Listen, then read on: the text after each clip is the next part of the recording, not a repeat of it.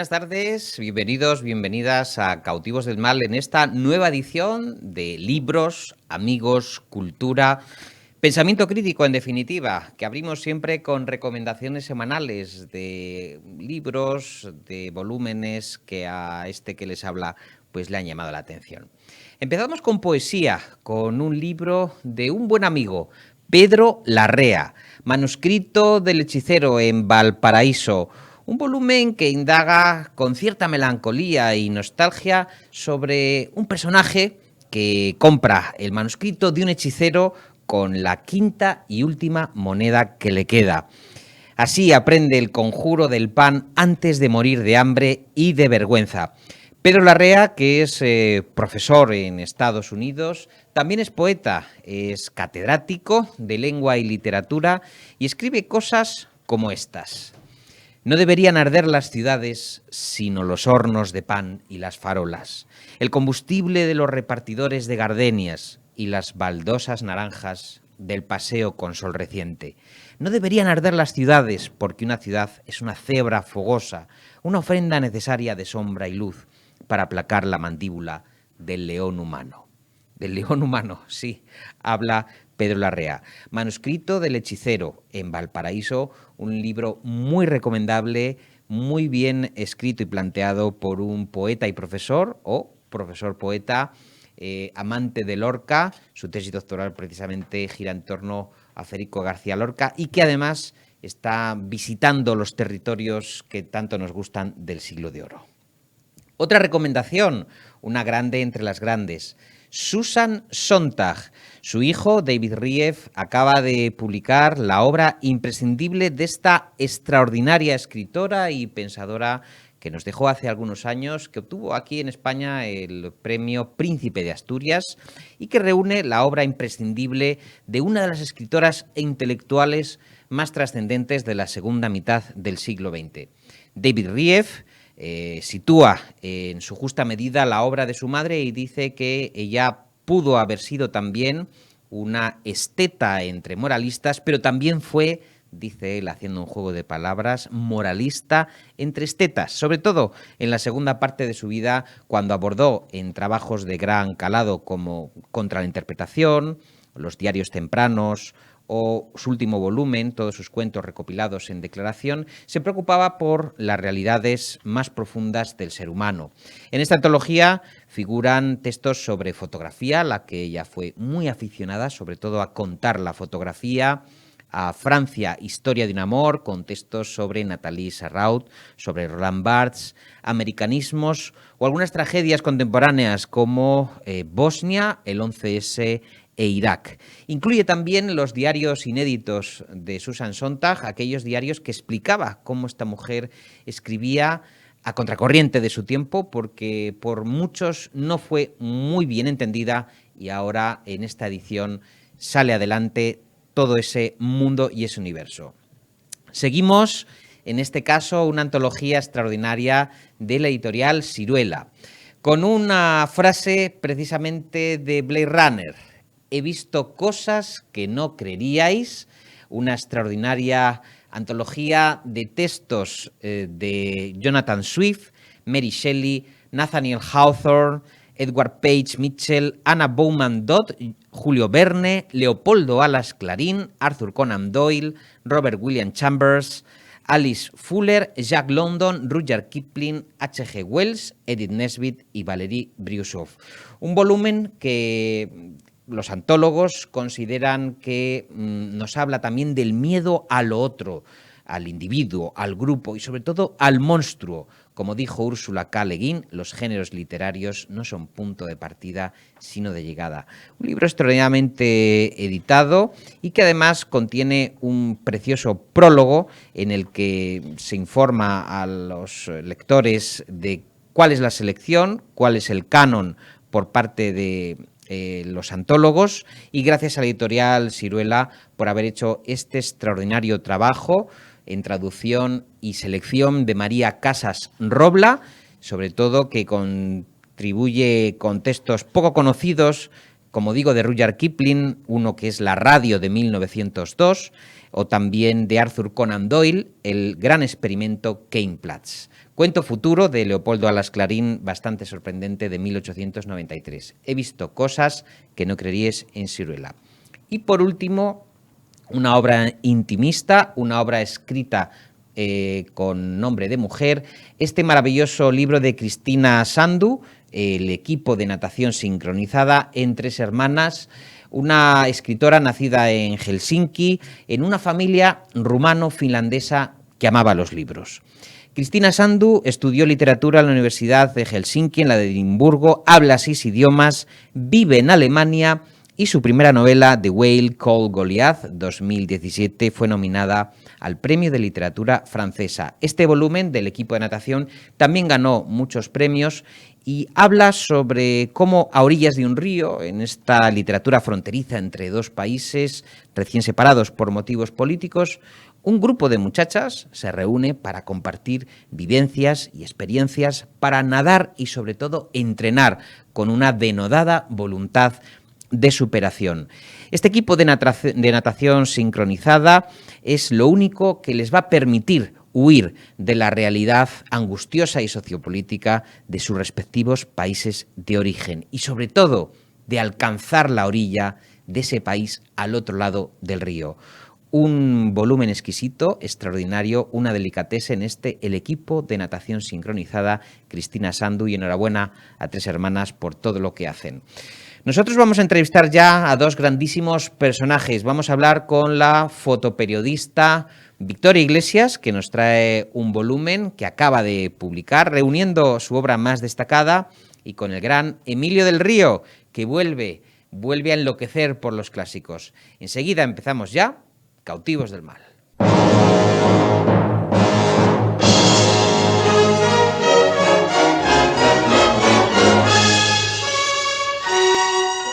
Nuestra primera invitada es una periodista, fotoperiodista, fotoreportera, fotógrafa, llámenlo ustedes como mejor les convenga. El caso es que es una creadora de ambientes, de retratos, es una grandísima profesional que ha trabajado en los principales medios de comunicación.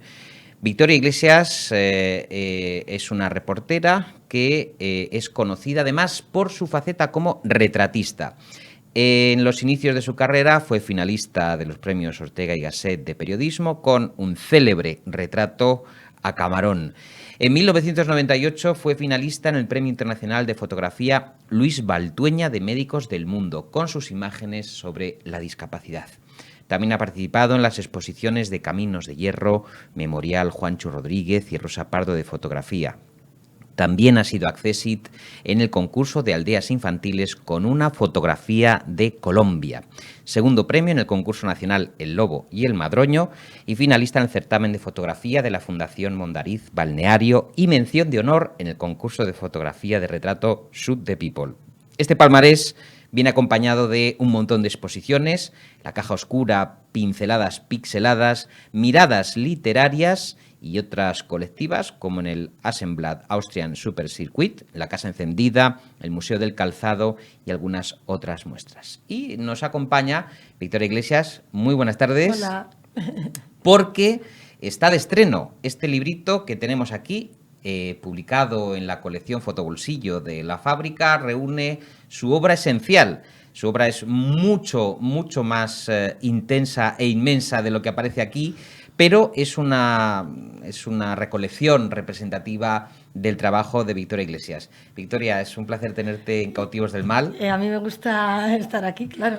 Porque además tú como reportera tienes esa doble condición, no solamente atrapas el instante, sino que además me consta que también te gusta mucho escribir y además, bueno, pues has hecho tus entrevistas, también has hecho artículos, te hemos leído en El Asombrario, te hemos leído en Zenda Libros y me gusta mucho que converjan en tu persona esas 2 facetas, ¿no? Es decir, que una fotoreportera sea mucho más que una captadora de instantes, sino también una buena escritora.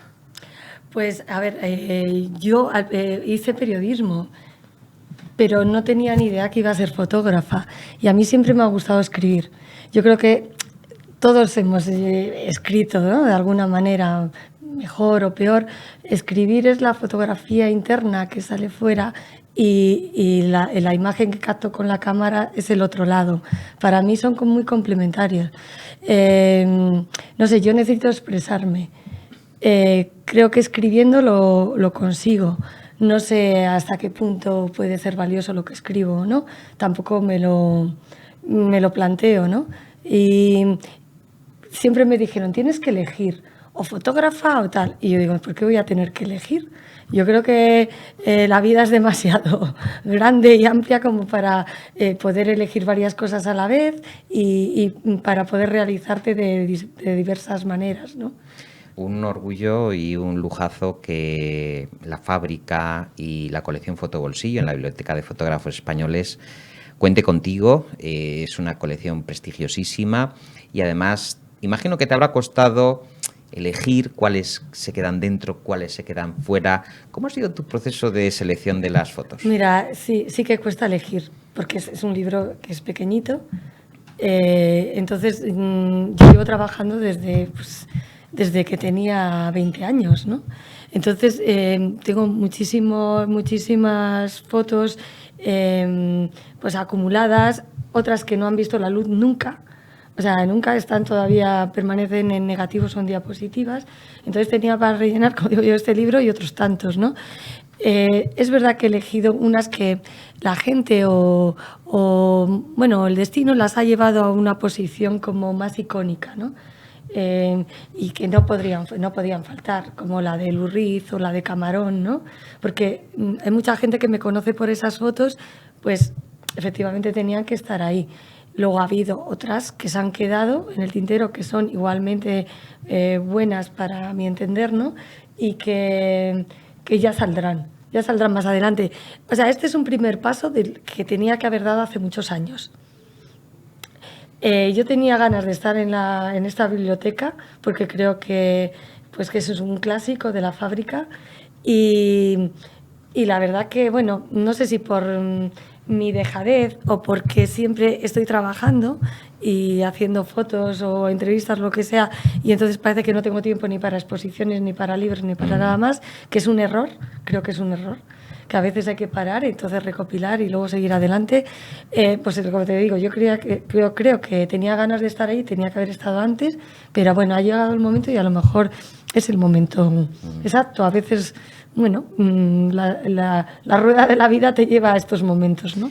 Estamos viendo algunas fotografías de Víctor Iglesias. Hemos visto ahora en pantalla la de Agustín Fernández Mayo, que tomó en 2018 y que además, Victoria, pues también te hace trazar un perfil, una etopeya, una especie de semblanza psicológica del personaje, porque una fotografía tuya es mucho más que un simple retrato. Necesitas captar la esencia del personaje, el momento exacto en el que para ti defina mejor esa persona, esa actitud, esa emoción. Es muy complicado. Yo creo que retratar es complicado. Lo he hecho hace poco. Yo lo hago difícil, probablemente, pero es porque, tengo una inquietud dentro, desde el principio. Quiero sacar algo de personajes así en poco tiempo no es fácil. Porque no los conoces, necesitas pues estar, convivir. Eso sería lo ideal. Como en el periodismo no se dan esas condiciones, o muy pocas veces se dan, pues tienes que enfrentarte al personaje desde distintas, con distintas artimañas, ¿no? Para sacar algo. Entonces, cuando no funciona, que puedes extraer, parece que estoy haciendo una operación, pues tienes que recurrir a la estética, a la luz. Bueno, la luz nunca puede fallar, es fundamental, porque cualquier cosa que hagas con mala luz puede llegar incluso a ser una horterada, ¿no? Con buena luz puede tener cierta gracia. Hay que afrontar el personaje que tienes delante, la persona como persona, intentar sacar algo. Si no puedes conseguir, tienes que recurrir a algo que funcione estéticamente y si se pueden dar las dos cosas, como, bueno, pues por ejemplo, no sé si lo estamos viendo ahora. Sí, lo estamos viendo. En el caso de José Luis Rodríguez San Pedro, no es la primera vez que lo fotografío. Entonces voy a su casa, el escritorio ya es en sí pues algo bastante importante, ¿no? De un escritor, donde refleja su personalidad. En ese caso la reflejaba. Entonces tampoco necesitas hacer mucho más. Simplemente necesitas calmar.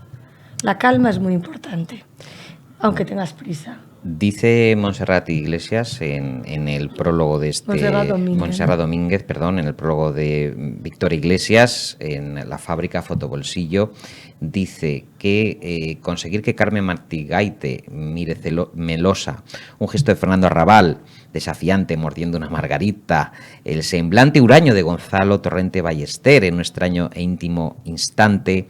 La verdad es que esos momentos en que la fotografía habla es todo un arte, porque también entiendo que, Victoria, tú tienes mucho de psicóloga y de manejar en el diván del estudio fotográfico a esos pacientes, vamos a llamarlos así, que se confían, y que tú tienes que hacer ese trabajo de investigar la psique de cada uno de los individuos en ese momento, ¿no? Pues mira, no lo sé. El otro día cenando con una amiga le dije, Lali, yo tenía que haber sido psicóloga.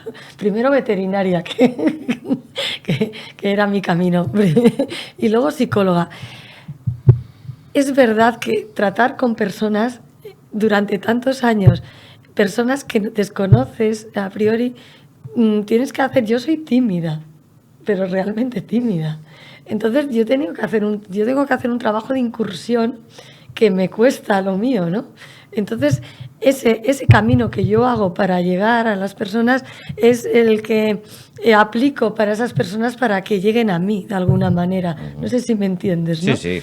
Bueno, tú has sufrido alguna... No, yo he gozado de tus fotos y sobre todo los registros que tienes, por ejemplo, para el blanco y negro, que eres una auténtica maestra, ¿no? Cómo te decides por ese formato en un momento dado, cosa que muchos fotógrafos pues lo habían desechado, pero hay un retorno del blanco y negro porque te ofrece un montón de matices a ti especialmente, ¿no? Claro, es que vamos a ser sinceros.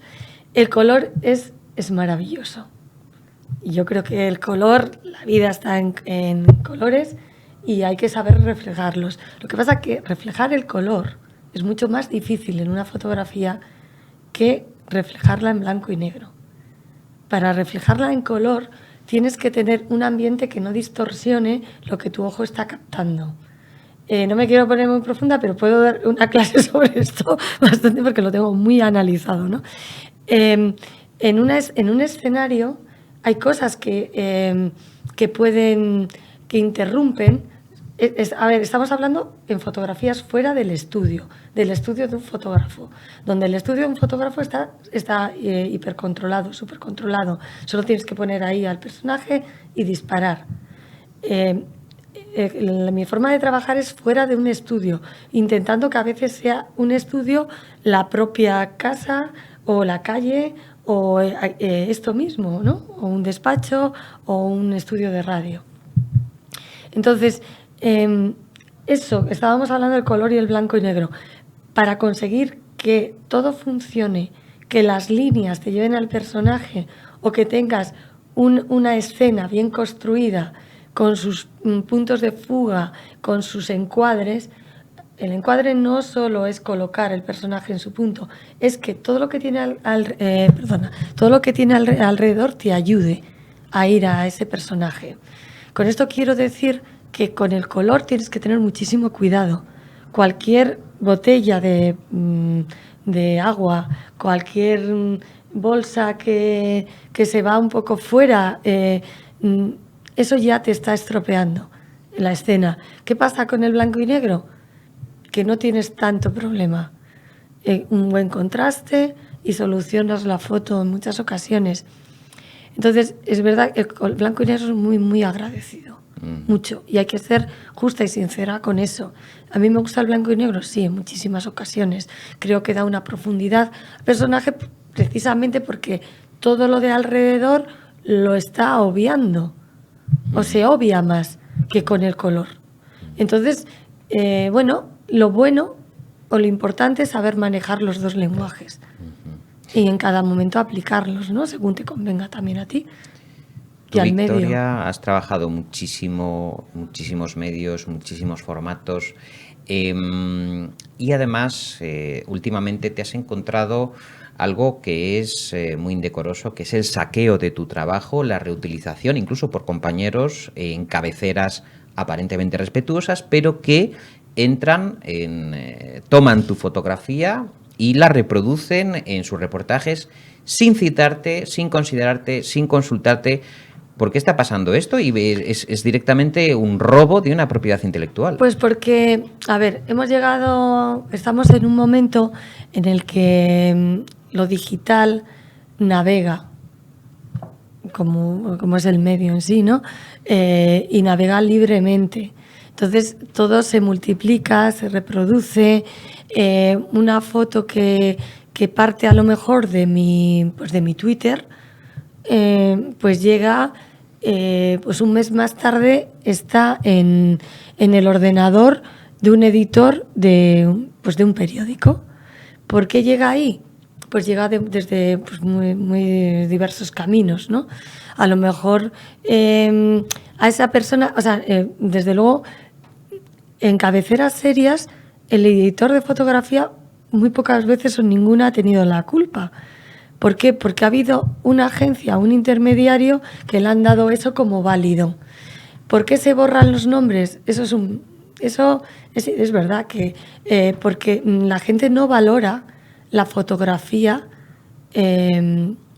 como que tiene un autor, tiene una autoría, y esa autoría hay que respetarla siempre. Y eso, y además la fotografía tiene un valor que es que no solo, y además material, ¿no? Entonces, o sea, yo me encuentro, pues eso, con fotografías publicadas de las que no percibo ni medio euro. De encima, medios respetables, sí, aparentemente. Y luego peor, encima ni siquiera está firmada. Entonces, tienes que ir repescando, tal, con un medio que ya he visto que no es tan respetable. Me pasó, ha sido un error y nuestra política es pedir disculpas, punto. Vamos, esta está tu política, pedir disculpas y ya está. No tendrás que pagarme porque has reproducido esa fotografía. No, la borro. No, es así, no es. Entonces, por eso se dan las condiciones en las que se da hoy en día, ¿no? Que como fotógrafos o como, pues, o sea, no sé, al final es como si cobramos un sueldo miserable, ¿no? Entonces, es una pena, ¿no? Porque eso va en prejuicio de todos, ¿no? O sea, es una pena porque creo que la fotografía tiene un gran valor, ¿no? Un valor además artístico que se te reconoce en exposiciones, en este libro de La Fábrica, y que además te ha permitido conocer a artistas, a escritores, a cantantes, a personajes principales de la movida madrileña, del flamenco, del periodismo. Incluso antes habíamos visto a Francisco Umbral, a Pepe Hierro, a Rodríguez Sampedro, Javier Marías.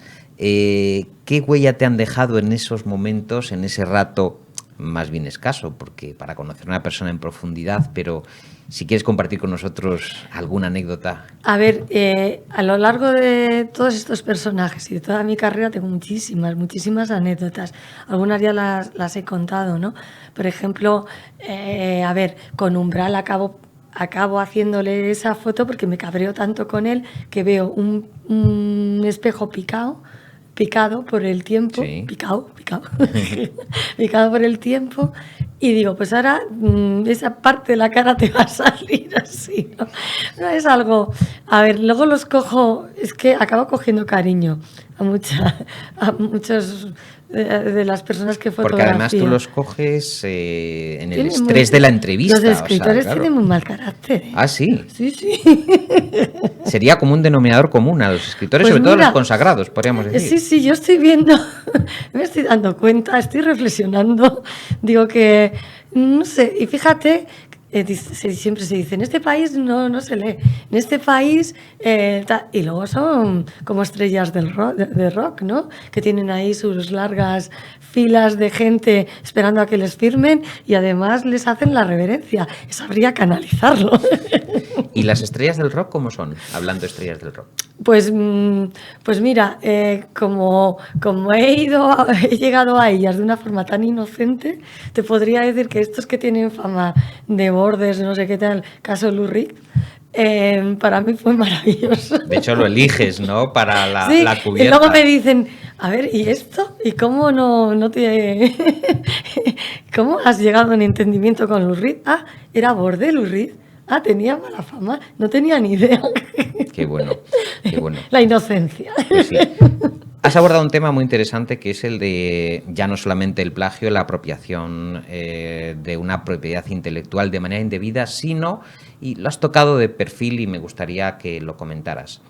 Tú tienes una larga trayectoria de décadas en la profesión, pero además dices que está mal pagado. Se ha devaluado la profesión, porque seguro que una fotografía como la de Camarón de la Isla, cuando iba a hacerse ese tratamiento, esa revisión médica, ¿qué ha cambiado de aquel periodismo a nivel de remuneración al periodismo que se hace hoy? Porque tú has conocido la edad de oro de los grandes reportajes, de las grandes primeras planas, donde han ido tus fotografías. Ha cambiado muchísimo. De hecho, yo creo que el reportaje de Camarón, aquel donde se gastaron 2 millones de las antiguas pesetas en mandarnos para allá y traernos, porque claro, dejarnos allí hubiera estado muy feo. No se hubiera hecho hoy en día. ¿Pero por qué? Desde muchos puntos de vista. No solo por el dinero que te tienes que gastar en esos viajes, que los medios ya no están dispuestos a gastarse, no quieren invertir en ello, sino por la forma de cómo las imágenes llegan a la gente, ¿no? Llegan al público. Si hoy en día José Monge hubiera estado con la Chispa, su sobrina, el representante, en la clínica Mayo, ¿qué hubieran hecho?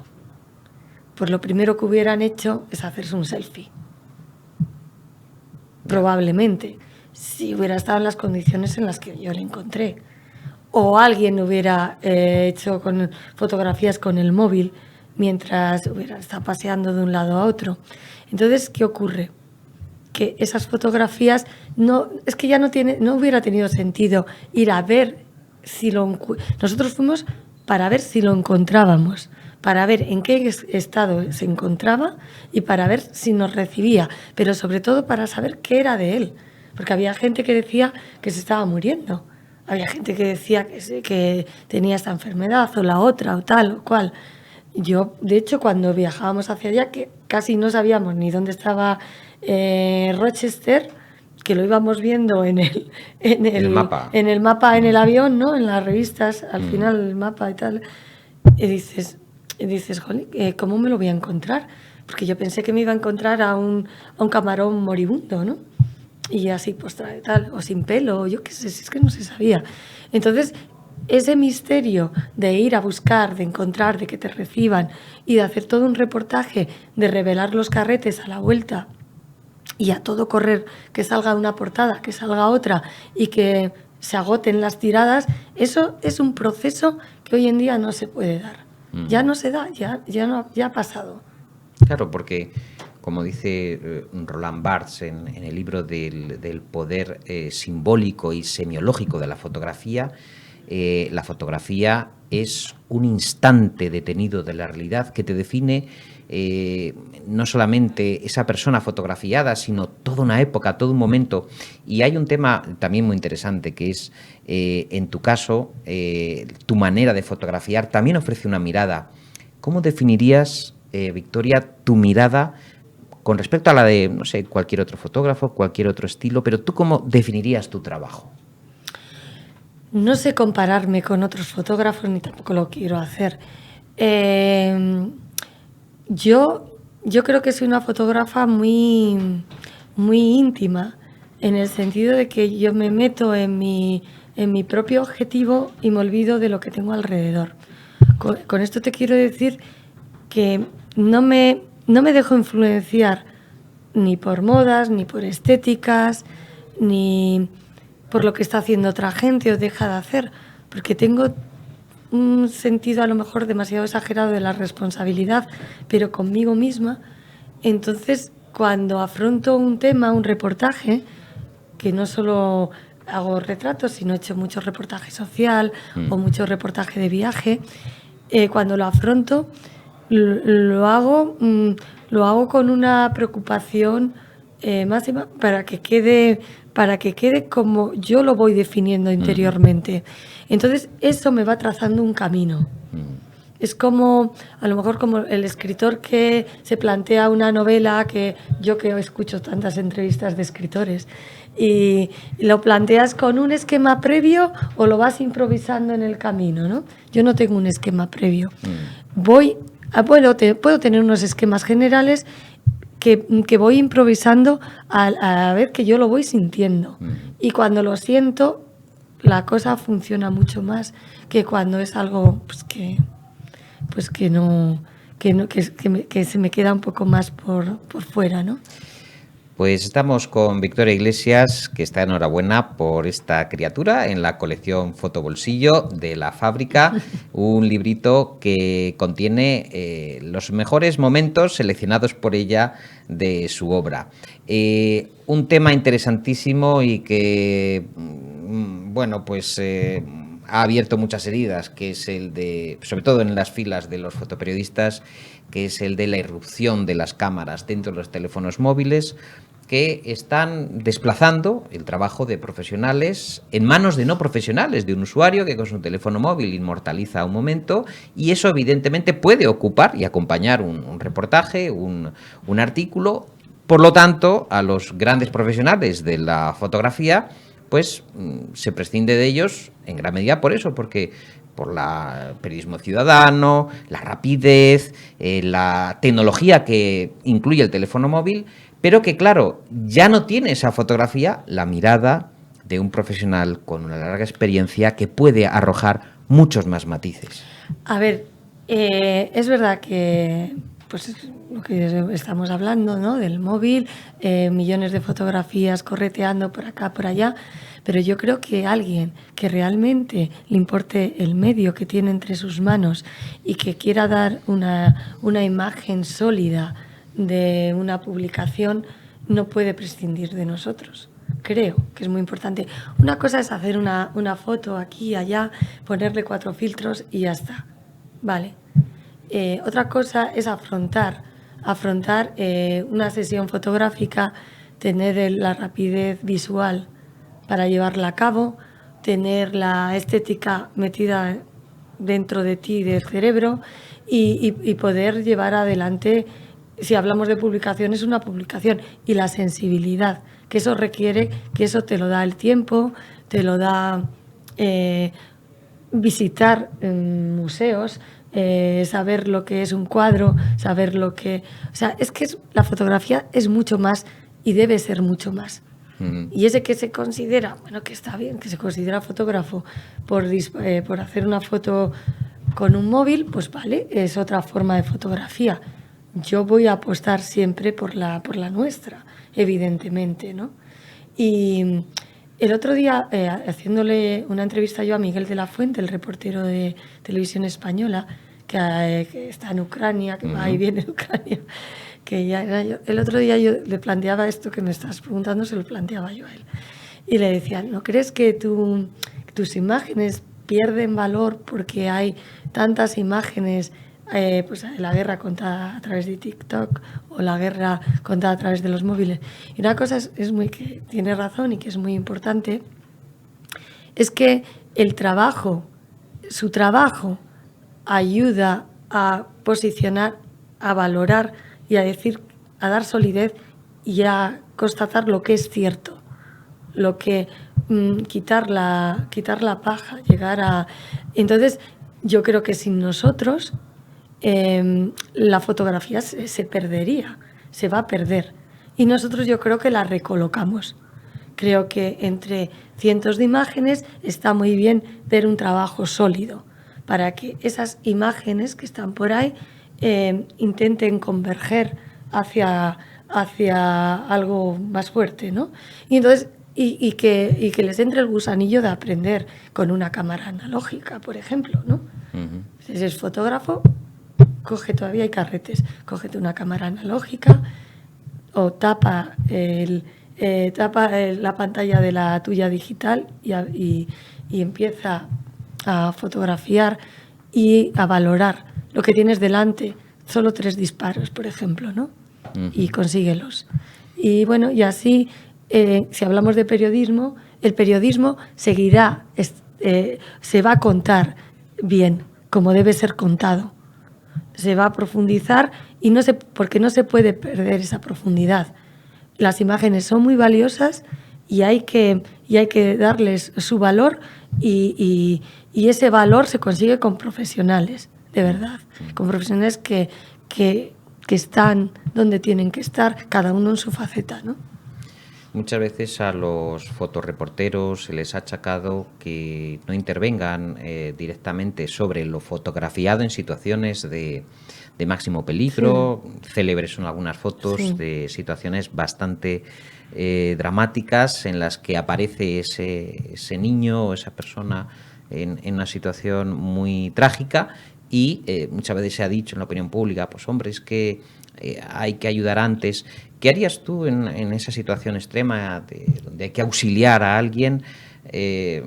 ¿Apretarías el clic de la cámara? ¿Ayudarías? ¿Serías intervencionista? ¿Dejarías que, como dice en la naturaleza, siga su curso? ¿Cómo actuarías en esa situación? Es que eso es muy difícil. Yo, de hecho, cuando he hecho reportajes así sociales, por ejemplo, en la India, con gente que sigue padeciendo lepra hoy en día, o con niños que están desnutridos o en situaciones así conflictivas, que las he vivido también.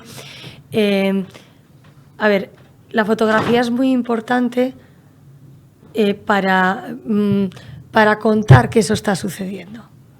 No podemos estar viendo las cosas en el sofá, o sea, las imágenes en el sofá y decir, ¡ay, que no me lo pongan, que con eso no puedo! No, tú tienes que tragar con la realidad y la realidad es así. Eso lo tengo clarísimo, pero clarísimo.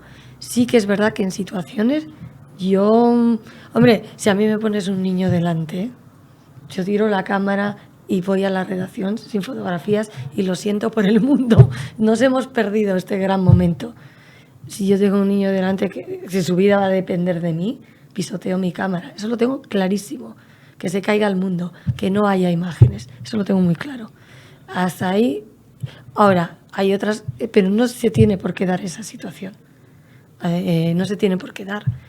Además, hombre, tú no puedes, si tú vas a una guerra no puedes estar ayudando, porque entonces vas de voluntario y ayudas. Tu trabajo es fotografiar esa guerra y contarla. Tu trabajo es, o sea, pero me entiendes el término medio, ¿no?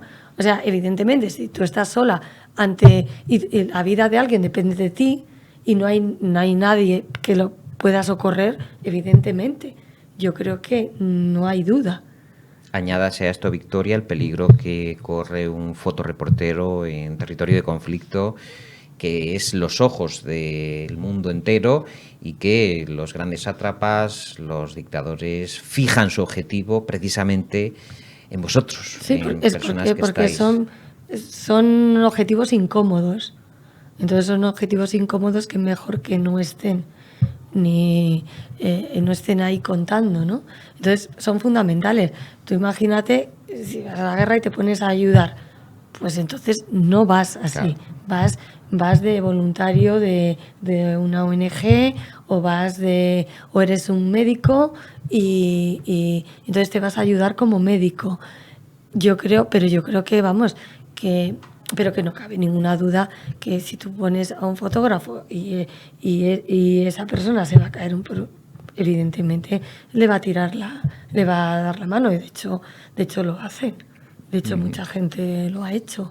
Y yo creo que, la gran foto sería una porquería, que lo ha habido también, porque siempre se ha dicho que tras ese niño había 200 reporteros, no había uno solo. A mí me trae muchos quebraderos de cabeza ese tema. Entonces yo a lo mejor he decidido coger otro tipo de camino, ¿no? Dice Montserrat Domínguez en el prólogo de este libro de fotobolsillo de La Fábrica que hay miradas que revelan mucho más de lo que queremos mostrar. Hay quienes adoran las cámaras y hay quienes desconfían de los objetivos, tanto para sortear un posado convencional como para romper el hielo. Victoria Iglesias tira de oficio y busca el momento esencial en el que el personaje relaja el gesto, olvida la cámara o se entrega cómplice al juego propuesto. Nosotros, Victoria, nos hemos entregado a tu juego y a tu arte a lo largo de esta entrevista en profundidad y sosegada contigo. Ha sido, querida amiga, un enorme placer tenerte. Tengo la mano fría, ¿eh? En Cautivos del Mal. Bueno, tenemos afortunadamente aire acondicionado en el estudio. ¿No? De fuera. Y muchísima suerte en todo lo que hagas, que pues te seguimos, gracias te admiramos y te queremos por hablar mucho. Conmigo, yo también. Así que, sobre todo, compren el libro, que eso. es lo más importante. Muy bien, pues seguimos con nuestro siguiente invitado.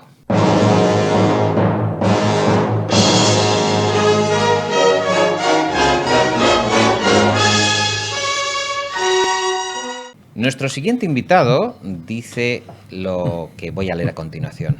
Hay un momento mágico de la historia de la humanidad en el que se crean las bases de nuestra democracia, de nuestra civilización, de nuestra cultura. Ese momento es el de las culturas griega y romana, hace miles de años. Nuestra manera de ver el mundo y de afrontar la vida viene de ahí.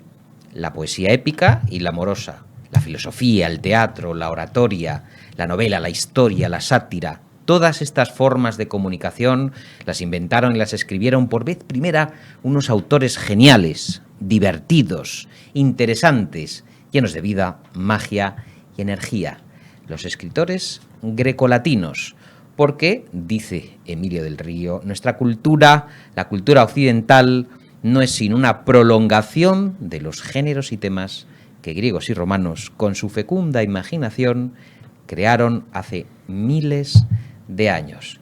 Y hoy, en Cautivos del Mal, nos acompaña, cómo no, Emilio del Río. Emilio, bienvenido. ¿Qué tal? Muchas gracias, David, encantado. Gracias por venir a Cautivos del Mal. Estoy cautivado por Cautivos del Mal. Que además tengo que decir a los telespectadores de Cautivos del Mal que mi profesor, que se llama igual que el Emilio del Río, fue quien me guió por los caminos de la literatura, de las humanidades, un hombre al que admiro muchísimo, jesuita, que todavía vive, le mandamos un abrazo muy grande y que qué casualidad, Emilio, también te haya inspirado y haya sido otro mentor para ti de la literatura, de la historia y un referente para los dos. Hay que contar que no es casualidad que los dos nos llamemos igual, es que es mi tío. Es el tío de Emilio del Río. Profesor de lengua y de literatura. Y de literatura, sí. En el Colegio San José. En San José, en Valladolid, estuvo también en América Latina unos cuantos años. Poeta, está editado en la BAC, en la Biblioteca de Autores Cristianos, que es una cosa muy seria y ahora ya está mayor y malito. Pero le vamos a ir a ver este verano. Vamos a ir a verle en agosto y su ejemplo intelectual, vital, moral, nos ilumina y nos acompaña siempre y nos une. Así es. Es verdad, estas cosas unen mucho en la vida, ¿no? Tener estos tutores, ¿no? Sí. Me ha costado mucho traer a Emilio del Río porque es un hombre muy ocupado, ahora ostenta un cargo de responsabilidad en las bibliotecas y los archivos de Madrid y todo esto lo compatibilizas con estos libros, estos ensayos. ¿Cómo logras ese equilibrio entre el pensamiento, la reflexión y una agenda bastante apretadita? Yo soy un modesto funcionario en el Ayuntamiento de Madrid y tengo ahora a mi cargo la Dirección General de Bibliotecas, Archivos y Museos, que es un honor extraordinario y una gran responsabilidad. En latín hay una expresión muy bonita, que es un juego de palabras, que es onos, luego da honor, pero primero es onos, ¿no? Luego da honor, que es honor, una palabra que no ha cambiado, como tantas otras. Hablamos latín aunque no nos demos cuenta. Onos con H, est onus sin H. Es decir, un honor es onus. Nosotros decimos oneroso, cuando algo es una carga, no, esto es oneroso. Entonces, un honor es una carga. Qué bonito, ¿eh? Eso. Un juego de palabras. Eso es irreproducible en castellano. Uno es sin H, como digo, en latín, y la otra palabra es con H. Entonces, bueno, es un honor este puesto de funcionario y es una gran responsabilidad y, en fin, y es un sueño, ¿no? Poder trabajar en lo que a uno le gusta, y esto pues lo hago compatible con la lectura por las noches y la escritura los fines de semana. Hay una frase muy bonita de Isidoro de Sevilla, San Isidoro, que retoma una cosa de Plinio el Joven, uno de los grandes escritores del mundo clásico, sobrino de este famoso Plinio que fue a ver qué era esto del Vesubio, a salvar a unos amigos y murió en la erupción, que dice: nulla dies sine linea. Dies es femenino en latín, da día. Ni un solo día sin una línea. Qué bonito pues eso, ¿eh? Eso tenía que ser un lema, nos lo teníamos que poner todos ahí, en el frigorífico, en el ordenador, ni un solo día sin una línea. Llegas a casa a las 12 derrotado, pues no importa, saca un rato para leer y para escribir. Ni un solo día sin una línea. Y así, al merme, Mota tiene una teoría genial, no sé si la has visto. A ver. José Mota, me parece buenísimo. Y entonces dice: al merme conquistas Portugal, porque cada día 5 centímetros, y otro día 5 centímetros, y así conquistas Portugal. Y uno de mis principios filosóficos es al merme de Mota. Al merme se hacen las cosas. Bueno. Pues es muy difícil sacar, entre semana imposible, ¿no? 3 horas seguidas. Pero vas haciendo al merme, oye, como dice Mota, al merme conquistas Portugal y escribes un libro. Yo he escrito Locos por los clásicos, al merme. Pero lo escribes también quitándote horas de sueño. Quitándome horas de sueño, obviamente, y sobre todo fines de semana, ¿no? Lo estamos viendo aquí, la cubierta de tu volumen, que no te han dolido prendas en ponerte las prendas de todo un senador romano. Ahí lo tenemos en el momento de la promoción, que es una idea festiva. Yo creo que también desacralizas un poco el ámbito académico de los clásicos. Hay que reírse de uno mismo, ¿no? Y esta es una de las grandes contribuciones de los romanos. ¿Te acuerdas de la escena de los Monty Python? Sí, de la vida de Brian, esa que están todos reunidos ahí en un sótano, el Frente Popular de Judea, y dice: bueno, hay que echar a estos cabrones de aquí, porque ¿qué han hecho los romanos por nosotros? Y empiezan a decir los del Frente Popular de Judea: el acueducto, el regadío, las carreteras. Hay 3 cosas que no dicen ahí los Monty Python. Nos han dejado el latín, la lengua de la que vienen las lenguas romances, que salen casi todo el mundo, las nuestras, casi todas las peninsulares, y una lengua que seguimos hablando miles de años después sin darnos cuenta. Muchas palabras no han cambiado, de las que estamos utilizando ahora nosotros. Nos han dejado el derecho, es una gran contribución que está en todo el mundo, además, en la India, en Japón, en China, países cuya lengua y cultura no tiene nada que ver con la lengua y cultura latinas. Ahí está el derecho, eso es el concepto de kiwis, de ciudadano, y de la relación de una persona con otra desde el punto de vista jurídico y de todas con la res pública, la cosa pública, el Estado, eso es romano. Y 3, esto lo dice Mary Bird, el humor. Es que los demás no se ríen, sí, pero el humor es cultural, todo es cultural. El yoga lo primero que te hace es enseñar a respirar. Yo no he hecho yoga, no sé si tú has hecho yoga, pero los que han hecho me dicen que te enseñan a respirar. Bueno, entonces todo es cultural. Entonces, una de las claves de los romanos es que se reían de todo y de sí mismos. Entonces, aparte que es sanísimo. Oye, tú te ríes de casa, al salir de casa, antes, un ratito, y ya tienes hecho el día. ¿Sabes? Si hiciéramos eso todos por la mañana, reírnos un poco de nosotros mismos antes de salir de casa, nos iría mucho mejor a cada uno y, como dicen ahora, al conjunto de la sociedad. Es que lo del conjunto, como dicen los mexicanos, me mata. Bueno, y entonces hago mío ese principio del humor, de reírse de uno mismo de los romanos, y me pongo esa toga para, por ejemplo, los viernes, perdón, los domingos, que cuelgo siempre un vídeo en Instagram, en mi cuenta de Instagram, por cierto, es Emilio.del Río, la cuenta de Instagram. También lo cuelgo en Twitter, @Emilio_del Río. Yo me identifico como el latinista tuitero, El latinista tuitero, en el programa que tengo en Radio Nacional con Pepa. Lo hago siempre con una toga, porque, como digo, es una forma de reírse de uno mismo. Oye, y de, como has dicho tú, genial, desacralizar. Sí. ¿No? Porque yo creo que los clásicos son divertidos. Y entonces hay que transmitir que son divertidos también. ¿Cómo lo haces? Desde la imagen en la que tú lo transmites, ¿no? Poniéndote esa toga. No son un tostón, no son un rollo académico. Sin embargo, cuando un joven estudiante termina su bachillerato y elige hacer una filología clásica, se produce un cataclismo, ¿no? Un terremoto. Sí, que el chaval Gabriel Plaza, el número 1 de la Comunidad de Madrid. Oye, también el número 1 de Valencia y uno de los primeros de Andalucía. Los 3 han dicho que querían estudiar clásicas. Y de repente, o sea, es como si alguien, no sé, dice, es que ha venido alguien de Júpiter. Nos hubiera llamado, qué? Pues no sé. Pero esto pasa solo en nuestro país, porque en Inglaterra, en Francia, en Alemania, no digamos en Italia. Italia lo vamos a dejar al margen. En Italia creo que estudian 8 años de latín, pero en Francia, Inglaterra y Alemania estudian más latín que en España. Oye, Inglaterra y Alemania son países cuya lengua y cuya cultura no vienen del latín. Bueno, el inglés tiene el 60% del vocabulario latino. Mi amigo Richard Vaughan, es una cosa muy seria, alguien que le ha puesto su nombre a un canal de televisión. Richard dice, lo dice él, el 60% del inglés viene del latín, hay que estudiar latín para saber inglés. Pero bueno, Inglaterra y Alemania, que son países cuya lengua y cuya cultura no vienen de la lengua y cultura latina, se estudian más latín que España. Estamos por detrás. Yo creo que España es un gran país y me siento muy orgulloso de ser español. Pero, hombre, podemos mejorar en alguna cosa. Y una de ellas es en poner algo más de latín y de griego en el sistema educativo. Pero porque claro, los grandes países nos llevan ventaja, estudian más latín y griego que nosotros. Y una muestra de cómo está España es que el mejor expediente, por ejemplo, de Madrid, que ha sacado todo dieces, yo hablé con él y lo llevamos a la radio, que lo miran como si fuera un marciano. Oye, a ver, todo el mundo no tiene que estudiar clásicas, pues sería un tostón. Además, los que estudiamos luego... En el mundo salía hace... Bueno, una vez, no sé dónde era, uno de estos periódicos, salía hace 2 semanas el ranking de las carreras que mejor se encuentran trabajo después, la empleabilidad. Entre las 10 primeras está clásicas. Si todos estudian clásicas, bajaría el nivel de empleabilidad, ¿no? Bueno, eso es una broma. Pero que no hace falta que todos lo estudien, pero hombre, que alguien lo estudie y buenos expedientes, que es lo que suele pasar. Entonces, eso es una muestra de cómo está España, porque esa extrañeza ante un buen expediente que hace clásicas no pasa en Francia, no pasa en Alemania, no pasa en Inglaterra. pero este discurso tuyo, que yo suscribo, choca de frente con las políticas que hay de las asignaturas STEM, todas las tecnológicas, todas las científicas, las matemáticas, y entonces es como si se hubiera apartado, cosa que es injusta, el conocimiento y la historia grecolatina del universo científico, que es una falsedad de falsedades. Total, absolutamente, de tanto, decía el gran poeta italiano Leopardi, de tanto buscarle una utilidad a la vida, acabamos por volver inútil la propia vida.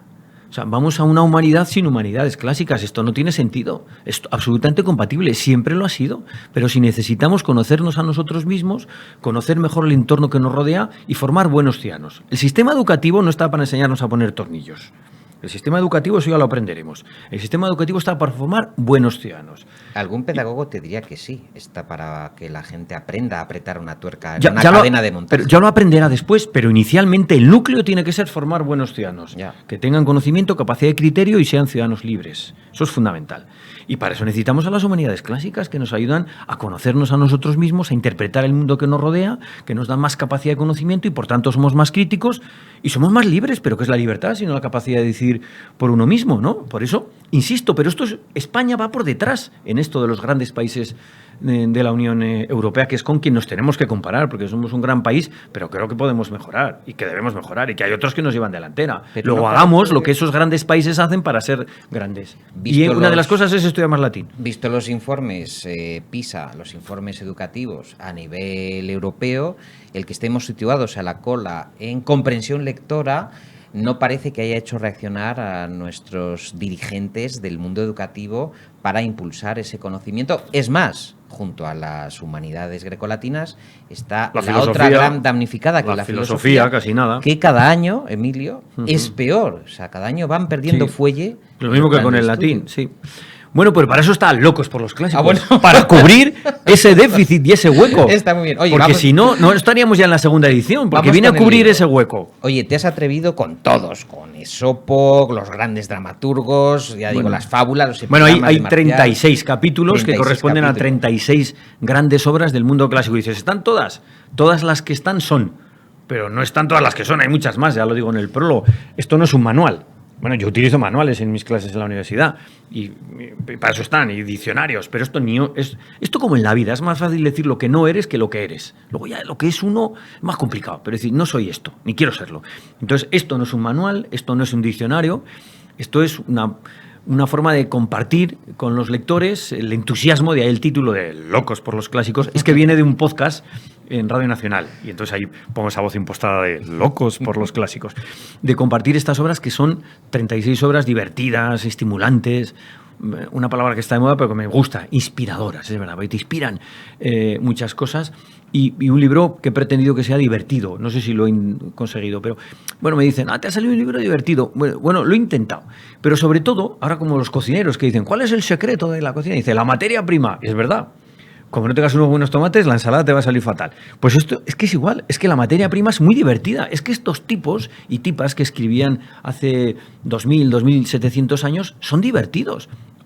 Pero es imposible, sí. Mago More, el showman, el humorista y gran amigo, dice que yo pensaba que los clásicos eran un coñazo hasta que leí este libro. Vale. Bueno, también dice, como son 36 capítulos cortos, y se pueden leer de forma aleatoria, no hay que empezar en el primero y luego el segundo, en fin. También dice que es el libro ideal para el cuarto de baño. Hombre. No hay que explicar más, ¿no? Entonces son 36 capítulos en los que interpreto, como digo, de una forma divertida. Ellos lo son, los clásicos. En realidad hago 36 spoilers para el lector. Por un libro, si nos ponemos un poco de coña, es un libro ideal para el postureo, porque ya te has leído un libro y das el pego como que te has leído 36, ¿no? Y todos los títulos son de canciones y de películas o de referencias a la actualidad, porque creo, David, que no hay nada más moderno que los clásicos, de verdad. Mucho cine hay también. Y mucho cine, claro, pero que tú puedas interpretar a Tucídides a partir de Kennedy, sí. Y ahora, en fin, con la guerra de la invasión genocida de Ucrania por parte de Putin, que tú puedas interpretar a Esopo con la Orquesta Mondragón, que por cierto ahora acaba de sacar un nuevo disco, en fin, o a las Metamorfosis de Ovidio con West Side Story, ese musical que ha vuelto a rodar Spielberg hace 2 años, es una muestra de la modernidad, de la rabiosa actualidad de los clásicos. Eso para empezar. Aquí la huella en los clásicos del siglo de oro. Lope de Vega, Quevedo, que también han utilizado también versos de su obra, ¿no? También. Que son los que primero se dieron cuenta de que había que actualizarlo rapidísimamente. Claro. Pero claro, estamos hablando de alumnos que tenían unos profesores de excepción, porque claro, Lope, Góngora, Tirso, Quevedo... Muchos de los jesuitas, por cierto. Muchos alumnos de los jesuitas. Fíjate qué formación en humanidades... y que hoy en día no sé si estaría al alcance de todos. Bueno, pero insisto, esto solo pasa en España, ¿eh? Que te vas a cualquier otro país de los grandes países de Europa y se estudia mucho más. En fin, eso es algo en lo que tenemos que mejorar. Pero mientras tanto, este hueco lo cubre Locos por los Clásicos. Hay un episodio que me gusta mucho, sobre todo por lo que representa él, que es Homero. ¿Cómo te imaginabas que era Homero? Porque ese rapsoda misterioso, ciego, del que se ha especulado tanto. Tú, después de tantos años de estudio... ¿cómo ves a Homero? ¿Cómo era? Pero fíjate, Homero es uno de los fundadores de la literatura. O sea, hay un momento mágico, como decías tú antes, en la historia de la humanidad, en el que estos escriben estas obras, crean todas nuestras formas de comunicación, incluso el periodismo, ¿eh? Pero si no había periodistas, no había periódicos entonces, ni periodistas. Bueno, Richard Kapuscinski, el maestro de periodistas, al que este país le dio muy merecidamente el premio Príncipe de Asturias, dice que Heródoto es el primero de los periodistas. Y escribe un libro de periodismo que titula Viajes con Heródoto. Tiene un capítulo Heródoto ahí. Bueno, crean todas estas formas de comunicación. Es decir, en el origen de la literatura, ahí está Homero, hace 2800 años. Y escribe 2 obras que son fascinantes. Las 2 tienen capítulo en Locos por los Clásicos. La Ilíada y la Odisea. La Ilíada, que es un episodio de la guerra de Troya, pero... Y dices, no, es una cosa de batallas. Un libro, esto es como lo de Woody Allen, que dice Woody Allen en una de las películas, he hecho un curso de lectura rápida. Y le dice el interlocutor, no me acuerdo quién es. Y dice, muy bien, ¿y qué tal? Y dice Woody Allen, bien, he leído Guerra y Paz. Guerra y Paz es un tochazo. O sea, son 2 tomos, ¿eh? En uno no caben, de 1600 páginas. Y le dice el interlocutor, muy bien, ¿y qué tal? Y dice Woody Allen, va de rusos. Entonces, la Ilíada va de batallas, de la guerra de Troya, que todos conocemos. Pero en realidad es una obra sobre la condición humana. Eso es lo bueno de Homero. Y eso es la buena literatura, que te hace pensar y ver las cosas de otra manera. Te lo pasas bien porque es genial con las historias y las aventuras que cuentan, pero al final, en el último canto, cuando va el rey de Troya, Príamo, a recuperar el cadáver de su hijo Héctor, al que ha matado Aquiles, que estaba cabreado con sus compañeros los griegos, ¿no? Y muere Héctor, mata a Patroclo en el campo de batalla, y entonces Aquiles ya sale de su cabreo, va a por Héctor, lo mata y no lo entierra. Eso era sagrado para los griegos. Entonces Príamo va a verle, va a la tienda de campaña, los 2 se abrazan, lloran, porque Príamo le dice, acuérdate de tu padre, yo vengo, fíjate, has matado a todos mis hijos, pero vengo a por el cadáver de Héctor. Y Aquiles se acuerda de su padre, se acuerda de su amigo muerto de Patroclo, que me emociono y todo. Es un momento mágico de la literatura. Entonces los 2 se abrazan y se reconocen en su condición humana. Los 2 saben que van a morir dentro de poco. Es fascinante. Y una obra que empieza con Canta, oh musa, la cólera de Aquiles, acaba terminando y se celebraron los funerales de Héctor. O sea, te recuerda la condición humana, ¿no? El sufrimiento. Hay una cosa muy bonita que se atribuye a Maimónides. Dice, ay Señor, haz que vea siempre el sufrimiento en el otro. Entonces, en la Ilíada no hay ni buenos... La conmiseración. Claro, no hay ni buenos ni malos. Todos son valientes. Todos son buenos, todos son humanos. Esa es la condición humana. Fíjate, y luego la Odisea. Es el libro maravilloso de aventuras, del regreso de Ulises, que en griego es Odiseo, por eso el título es La Odisea, de Ulises a Ítaca. Y todo lo que le pasa, ¿no? El cíclope, Polifemo, Circe, en fin, el país del olvido, donde toman esa planta, los otófagos, en fin, los lestrigones. Pero en realidad y te lo pasas genial, porque cuenta historias. Y nosotros necesitamos que nos cuenten historias. Pero en realidad es una metáfora de la vida. Esto lo vio muy bien Camafis, el gran poeta del siglo XX, cuando escribe El viaje a Ítaca, luego esa versión que hizo Lluís Llach, maravillosa. Ítaca lo ve, por fin habrás comprendido el sentido de Ítaca, ¿no? El viaje, ¿no? Es la clave. El viaje de la vida. Muchas veces nos ponemos objetivos inalcanzables, que lo importante es el viaje de la vida. Esto lo escribió nuestro Machado. Caminante, no hay camino, se hace camino al andar. Entonces, te lo pasas genial leyendo la Odisea de Homero y además te está trasladando que lo importante es el viaje de la vida. Y te está contando una historia, porque necesitamos que nos cuenten historias. Esto está casi en nuestro mapa genético. ¿Qué exageración? Sí, es un poco exagerado, pero va por ahí. Desde que vivíamos en las cavernas y salían los primitivos, nuestros antecesores a cazar, al acabar la jornada y volvían con la caza, en torno al fuego de la hoguera pintaban ahí algo en la cueva de lo que habían cazado y contaban lo que había pasado. Y está en la condición humana también adornar un poco lo que cuentas. Desde entonces nos contamos historias. Y necesitamos contarnos historias. Oye, lo hemos vivido, David, ahora en el confinamiento. ¿Por qué no nos hemos vuelto locos en el mal sentido? No en el bueno de locos por los clásicos, sino en el malo, de piraos. Ojo, fíjate el impacto en la salud mental del confinamiento y de la pandemia. ¿Por qué no nos hemos vuelto locos en el mal sentido? Bueno, más de lo que ya venimos un poco tocados de serie todos. Por las historias, por la literatura, por el cine, por las series. Las historias nos han salvado de salir tocados, más tocados todavía. Sí, de hecho, se vendieron más libros. Más que nunca, pandemia, hemos consumido más cine, las plataformas estas... Las plataformas se han hecho multimillonarias, más de lo que son. Luego han bajado, pero en su necesitamos que nos cuenten historias. ¿Quiénes son los primeros que cuentan estas historias?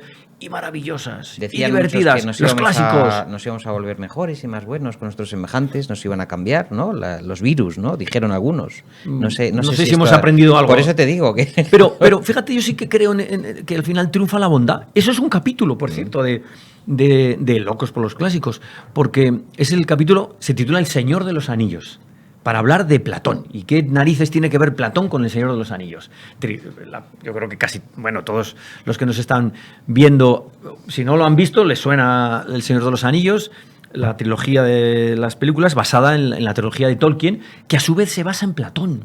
Esto es fascinante, porque fíjate, Platón es uno de los pilares de la cultura occidental. No tendríamos el pensamiento europeo si no es, entre otros, por Platón. Hay un filósofo alemán que dice que toda la filosofía europea son comentarios a Platón. Bueno, y entonces Platón hace pensar, porque la filosofía lo que hace es ayudarte a hacerte las preguntas, no darte las respuestas. Eso es la doctrina. La filosofía te ayuda a hacerte las preguntas.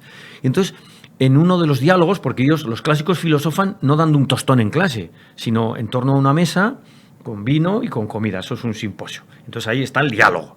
Entonces hablan. Y uno de los personajes están hablando sobre el bien y el mal. Sobre si pudiéramos elegir hacer el mal, ¿lo haríamos? ¿O el bien, qué haríamos? Y uno de los personajes cuenta un mito, porque lo cuentan con mitos, con historias. Entonces el mito es el de un pastor, Giges, que se encuentra en un anillo. Yo no llevo nada, a mi mujer ya le dije que yo me ponía el anillo el día del matrimonio y luego me lo quitaba, que no me gusta llevar nada. Bueno, y entonces pero veo que los que llevan anillo le dan la vuelta. ¿Tú llevas? No. Tampoco. No. Entonces, que le dan la vuelta de forma instintiva. Estás así con alguien tal y está jugando con el anillo. Bueno, esto es lo que hace Giges, le da la vuelta y se da cuenta que se puede volver invisible. Y le da vuelta otra vez y es visible. ¿Y qué hace Giges? Se va al palacio, mata al rey y se casa con la reina. Y dice este personaje de Platón, porque claro, todos si pudiéramos hacer esto lo haríamos. Yo tengo un amigo que está en selección de personal y que cuando hace una entrevista les pregunta, a cada uno. Si usted pudiera defraudar un poco a Hacienda sin que le pillasen, y yo digo, ¿por qué preguntas un poco? Dice, porque mucho da corte, pero un poco. Dice, ¿lo haría? Y él dice que cuando le contestan que no, no se lo cree. Dice, me está mintiendo. Yo no estoy de acuerdo con él. O sea, no estoy de acuerdo con él, pero es una buena pregunta, ¿eh? Oiga, si vas con el perro y no te ve nadie, ¿recoges los excrementos? Si sabes que no hay un radar, ¿pasas de 120? Si no hubiera una multa, ¿aparcarías, respetarías los aparcamientos? Entonces este personaje de Platón dice, no, o sea, si pudiéramos tener un anillo que nos volviera invisibles, haríamos lo que nos diera la gana. Platón hace que otro personaje hable y diga, no es verdad, no es así. La bondad es uno de los motores de la humanidad. Claro que existe el mal en la condición humana, está ahí, pero lo que permite que salgamos adelante es el espíritu colaborativo y la bondad. Y además, no solamente por este mundo, sino por el otro mundo. Pero fíjate, David, 400 años antes del Dios cristiano, Platón cuenta otro mito. Es el de un guerrero que se llama Ha habido una gran batalla, han muerto muchos soldados y entonces a los 3 días están recogiendo cuerpos, los juntan a todos para quemarlos y encuentran uno que no se ha corrompido. Y vuelve a la vida. Y este guerrero cuenta que ha estado en el más allá y donde hay un mundo para las almas de los buenos y digamos, por traducirlo, un infierno, bueno, aunque ese concepto es clásico también, infierno es lo que está por debajo de tierra firme, ¿no? Firme, infierno, donde van las almas de los malos. Y dice Platón, y no solamente por esta vida, sino porque hay un más allá, una eternidad, donde van a un sitio los buenos y a otro los malos, a un cielo, digamos, y a un infierno. Por eso, siempre que podamos, tenemos que cometer actos buenos y ser buenas personas y reivindicar la bondad. Y esto 400 años antes del Dios cristiano. Y lo cuenta con mitos. Qué bueno, ¿eh? Esa pero reflexión. tú di ahora que eres un platónico y ya te contaré yo. Bueno, yo creo que ahora mismo escuchan Platón y se piensan que es un jugador, un defensa central de Brasil. Por eso. Y Sócrates, este es delantero brasileño. Y dices, Ovidio, este es un lateral uruguayo. Yo creo sí, estoy convencido. Catulo tendría más éxito ahora, ¿verdad? Bueno, el primer capítulo es Catulo porque es un irreverente, por eso. Reclama el amor libre, a quién le importa el sexo de la persona con la que uno se acuesta. Bueno, Gil de Viedma, que es uno de los grandes poetas de la literatura española del siglo XX, dice que le gustaría poder escribir poemas como los de Catulo, ¿no? Catulo es un tío genial, fantástico, y uno de los grandes poetas del amor. Oye, Shakespeare era un lince. Shakespeare ve la fuerza dramática de las historias, ¿no? Ve la fuerza dramática de Julio César, la de Marco Antonio, que luego lo titula Marco Antonio y Cleopatra porque se da cuenta que la protagonista auténtica ahí es Cleopatra. ¿Y dónde ambienta una de las más famosas historias de amor de la literatura universal, Romeo y Julieta? No hace falta decirlo, Romeo y Julieta. ¿Dónde? En Verona. ¿Y por qué ambienta ahí la historia de los Montesco y de los Capuleto? Porque de Verona es Catulo, el poeta del amor. Es que Shakespeare es un lince como nuestro Lope, ¿eh? Son dos tipos infinitos y no se le escapa una, y por eso ambienta ahí en homenaje a Catulo, al poeta del amor, de la sensibilidad, pero también del tipo al que se meten con él y dice, ¿por qué os metéis conmigo? Porque escribo de besos. En un momento en el que se escribe sobre épicas, sobre batallas, en el que Augusto está fundando un imperio, él pasa de eso y dice, habla de la sensibilidad, del amor, del sentimiento personal, pero a la vez escribe esos poemas procaces que no vamos a contar aquí, pero que están en el libro, cuando se meten con él por escribir poemas de besos a sus amantes femeninas y masculinos. Y que además inspira calor. Bueno, fíjate, una de las grandes composiciones del 20 es los Catuli Carmina, claro, de Carl Orff. Otro de los que sabía mucho de amores y que además se toman sus volúmenes incluso, no solamente en el siglo XX, sino que todavía llega al XXI, es Ovidio, su Ars Amandi, y cómo convirtió en experiencia algo útil para todos aquellos enamorados, poco duchos en el arte de amar, que tenían algo que aprender del maestro. En el libro, en Locos por los Clásicos, hay viajes, ya lo hemos dicho, hay batallas, ya lo hemos dicho, hay aventuras, hay viajes a la luna. No sé si lo comentamos, si quieres lo comentamos luego. El primer viaje a la luna no es de Julio Verne, es de un griego, y un viaje absolutamente genial, divertido. Hay amor, hay filosofía para la vida, hay autoayuda, pero de la buena. Séneca, Marco Aurelio, Cicerón, Epicteto. Epicteto tampoco es un lateral izquierdo uruguayo. Es un... A Quevedo le encantaba Epicteto. Sí, bueno, lo tradujo, en fin. Epicteto y Focílides en consonantes. Exactamente. Y hay amor y hay sexo. y sexo, me quedo un poco atascado en la parte de... No, y una muestra es Ovidio, que es a lo que iba, ¿no? Ovidio es uno de los grandes poetas de la historia de la literatura universal. Escribe las Metamorfosis, que tienen un capítulo. West Side Story se titula. Porque West Side Story está basado en la Metamorfosis de Ovidio. Escribe las Heroidas y escribe el Arte de Amar, que es un manual de ligar. Bueno, Ovidio es un tipo que escribe un manual de cosmética femenina para las chicas. Y dicen, sí, hay que saber maquillarse, pero lo importante es que leáis. O sea, me parece de una actualidad brutal. Bueno, entonces escribe este manual de ligar. Augusto, que está fundando un imperio y quiere recuperar los viejos morales de la República Romana, no le gusta eso y lo exilia, lo manda a los límites del imperio, ahí, a la actual Rumanía, donde está Putin cometiendo el genocidio, por ahí, en Tomos, ¿no? La actual Constanza. Y dice, pues aquí no se habla latín, vaya sitio que me ha enviado Augusto. O sea, que le costó el exilio y muere además en la actual Rumanía. Bueno. Y escribe este manual fantástico para ligar, ¿no? Que se ha vendido como bestseller. Pero ha sido bestseller durante y en miles de Alianza, años. En Sí, están todas las grandes Hablabas, editoriales. Querido amigo, y tiene una actualidad, el manual de ligar de Ovidio, sí. pero absolutamente genial, ¿eh? Que hablabas del viaje a la luna, hablabas de Luciano, el primer viajero a la luna, ¿no? Luciano es un ciudadano romano, como claro, siglo I o II después de Cristo, que escribe en griego porque es de la parte oriental. ¿De Samosata o Samosata? Samosata. Porque claro, yo es que he hablado... Eso está en Siria, Luciano de Samosata. Ahora me has hecho dudar. No, pero se escribe de las dos maneras, Samosata y Samosata. Yo lo comprobé con el original. Yo siempre se lo pregunto a mis colegas para que me digan dónde pone la tilde. Misión Samosata. Es que es de las dos maneras. Yo lo he escrito, fui a la fuente Samosata. De las dos maneras. Sí. Por eso he dudado, digo, no, yo creo que lo he escrito con tilde, pero se admite de las dos, ¿no? Eso es. Y entonces este tipo genial, Luciano, que es un cachondo además, absoluto, escribe ese viaje a la luna, están en un barco temporal y los manda. Influye en Cyrano de Bergerac. Absolutamente, sí. Convenció que Julio Verne. Y describe cómo son los habitantes de la luna, son los selenitas, porque Selene es el nombre de la luna. Porque nosotros a los que vienen de fuera les llamamos marcianos. Yo conozco unos cuantos, ¿eh? Tú también, ¿no? Hombre. Pero de verdad, que son extraterrestres. Parecen personas normales, pero son extraterrestres en realidad, David. Incluso puede que sean androides, ¿sabes? Sí.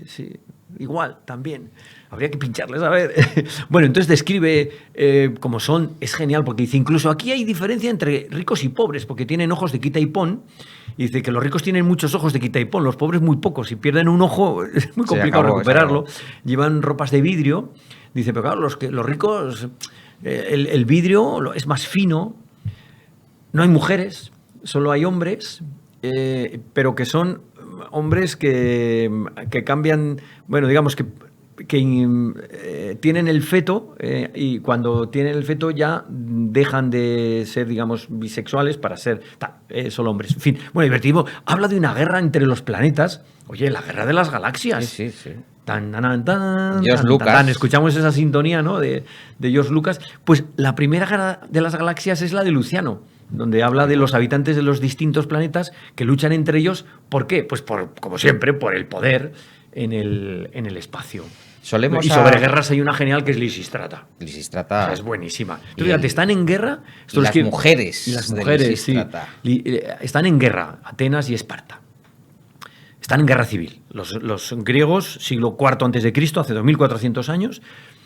Pero vamos a decir 400 años antes de Cristo, porque cuando vean este programa dentro de 500 años dirán, pero no hace 2400 años, hace 2900 años. Entonces, en el 400 antes de Cristo están en guerra los griegos entre sí, Atenas contra Esparta. Atenas es una democracia, Esparta es un régimen militar, una autocracia. Digamos, Putin contra el mundo occidental europeo, ¿no?